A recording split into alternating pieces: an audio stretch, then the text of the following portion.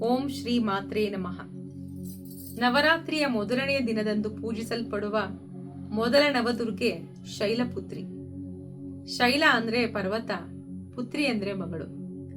ಪರ್ವತರಾಜ ಹಿಮವಂತನಲ್ಲಿ ಮಗಳಾಗಿ ದೇವಿ ಹುಟ್ಟಿದ್ರಿಂದ ದೇವಿಗೆ ಶೈಲಪುತ್ರಿ ಅಂತಕ್ಕಂತಹ ಹೆಸರು ಬಂತು. ಶೈಲಪುತ್ರಿ ಸತೀ ದೇವಿಯ ಪುನರ್ಜನ್ಮ ಅಂತ ಹೇಳಲಾಗತ್ತೆ. ದಕ್ಷ ಪ್ರಜಾಪತಿ ಆಯೋಜಿಸಿದಂತಹ ಯಜ್ಞದಲ್ಲಿ ಸತೀದೇವಿ ಆಹುತಿ ಆಗ್ತಾಳೆ. ಮುಂದಿನ ಜನ್ಮದಲ್ಲಿ ಪಾರ್ವತಿಯಾಗಿ ಹುಟ್ಟಿ ಶಿವನನ್ನ ಮತ್ತೆ ವಿವಾಹವಾಗ್ತಾಳೆ. ಶೈಲಪುತ್ರಿಯನ್ನ ವರ್ಣಿಸುವಾಗ ಪ್ರಕಾಶಮಾನವಾದಂತಹ ಕೋಟಿ ಬಾಲ ಸೂರ್ಯರ ಪ್ರಭೆಯನ್ನ ಹೊಂದಿದಂತಹ ಅವಯವಗಳನ್ನ ಹೊಂದಿದ್ದಾಳೆ ಅಂತ ಹೇಳಲಾಗತ್ತೆ. ದೇವಿ ವೃಷಭ ವಾಹನೆ, ಕೈಗಳಲ್ಲಿ ತ್ರಿಶೂಲ ಹಾಗೂ ಕಮಲವನ್ನ ಧರಿಸಿದ್ದಾಳೆ.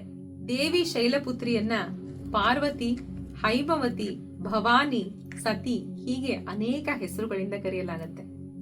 ಆಧ್ಯಾತ್ಮಿಕ ಜಾಗೃತಿಯನ್ನ ಮೂಡಿಸಲು ದೇವಿ ಶೈಲಪುತ್ರಿಯನ್ನ ಪ್ರಾರ್ಥಿಸಲಾಗತ್ತೆ. ದೇವಿ ಶೈಲಪುತ್ರಿ ಆದಿಪರಾಶಕ್ತಿ, ಮೂಲಾಧಾರ ಚಕ್ರದಲ್ಲಿ ಯೋಗಿನಿಯಾಗಿ ನೆಲೆಗೊಂಡಿದ್ದಾಳೆ. ನವರಾತ್ರಿಯ ಮೊದಲನೇ ದಿನ ಯೋಗಿಗಳು ಮೂಲಾಧಾರ ಚಕ್ರದ ಮೇಲೆ ತಮ್ಮ ಮನಸ್ಸನ್ನ ಕೇಂದ್ರೀಕರಿಸ್ತಾರೆ. ಮೂಲಾಧಾರ ಚಕ್ರವು ಜಾಗೃತಗೊಂಡಾಗ ತಮ್ಮ ಯೋಗ ಸಾಧನೆ ಪ್ರಾರಂಭವಾಗತ್ತೆ. ದೇವಿ ಶೈಲಪುತ್ರಿ ಐಹಿಕ ಅಸ್ತಿತ್ವದ ಸಾರವನ್ನ ಸೂಚಿಸ್ತಾಳೆ. ಪರಿಶುದ್ಧತೆ, ಶಾಂತತೆ, ಮುಗ್ಧತೆಯನ್ನ ದೇವಿ ಪ್ರತಿಬಿಂಬಿಸ್ತಾಳೆ. ದೇವಿ ಶೈಲಪುತ್ರಿಯ ದಯೆಯಿಂದ ಎಲ್ಲರ ಜೀವನದಲ್ಲಿ ಶುಭ ದಿನಗಳು ಎದುರಾಗಲಿ. ಸಂತೋಷ, ಸಂಭ್ರಮ, ಶಾಂತಿ ತುಂಬಿದ ನವರಾತ್ರಿಯ ಶುಭಾಶಯಗಳು.